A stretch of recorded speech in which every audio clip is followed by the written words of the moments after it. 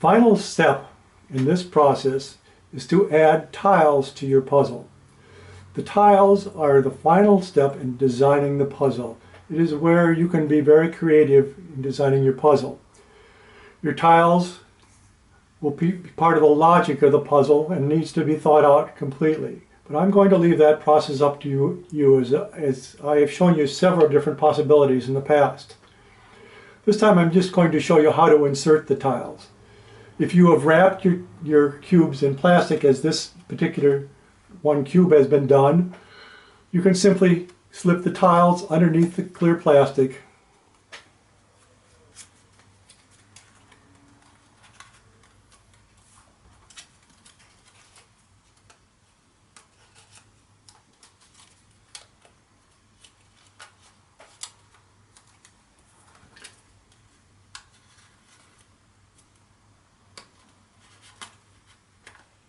Remember, the tiles are simply square pieces of paper.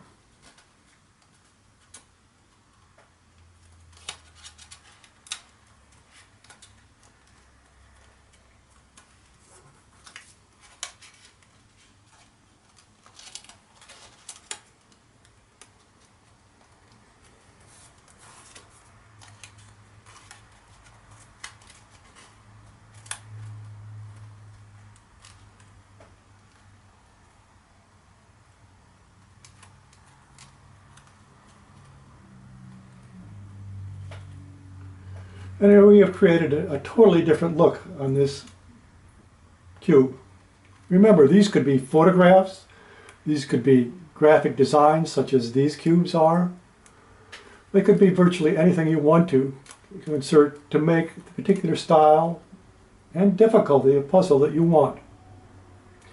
Now you might think that the only way to do this is to have clear plastic wrapped around your cube. Well, that's not the case. Here I have paper wrapped around this.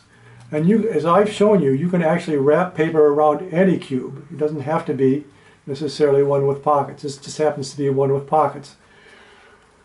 I'm going to show you how you can just use the paper. And you take a sheet of paper for your tile that is 2 lengths instead of 1 length. You bend the edges over to meet in the center, and then you can slip it underneath the paper.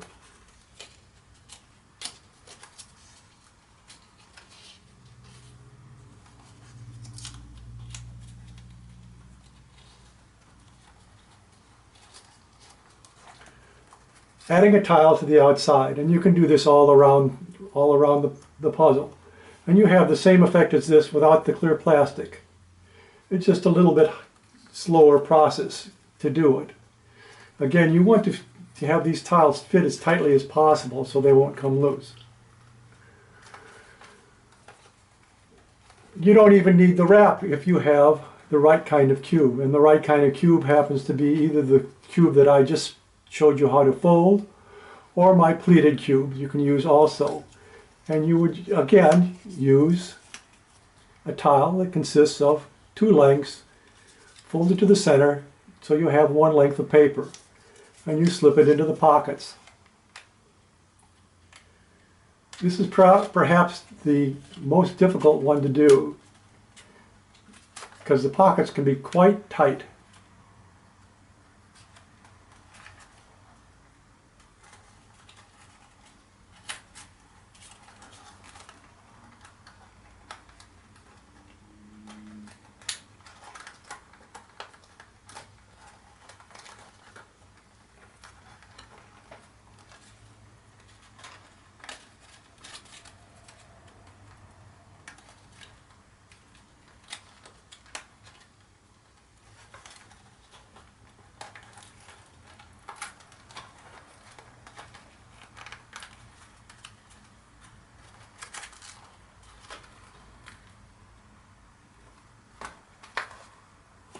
So I'm going to show you some very special tiles and a very special puzzle piece. First we'll begin with the very special tiles. Instead of using just a plain colored tile, you can use either a single sheet of paper folded in a particular design, and these designs can be quite varied, or you can use 2 sheets of paper. I have used here and combine them to fold your design. And here I've just taken a large cube that is a pleated cube, and I insert it into the pockets in the pleated cube.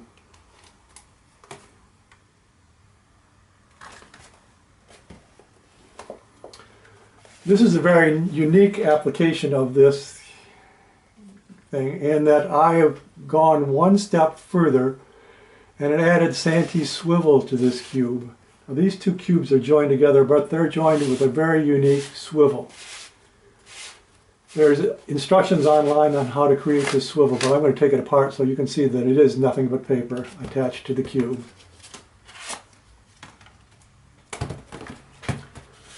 For this last unique cube, I'm going to show you this very unique cube here. And it looks like I have just inserted pieces of plastic, as I have before, underneath a wrap. Well, that is not the case here. I'm going to take it apart so you can see what I did.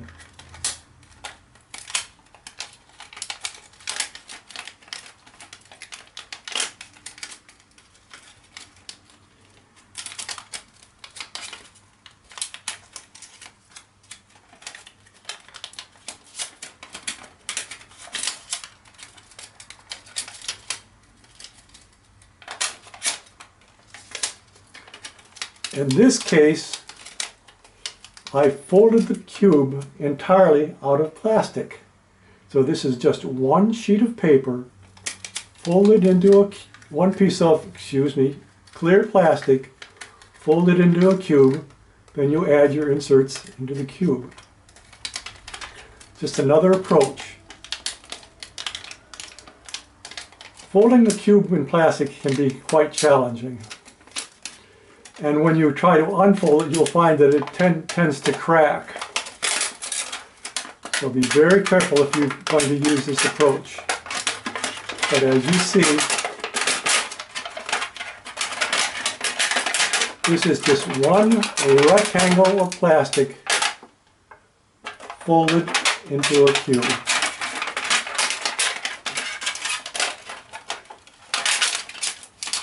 You then insert your tiles, which can be make it into any kind of puzzle you want, and finish folding up your cube.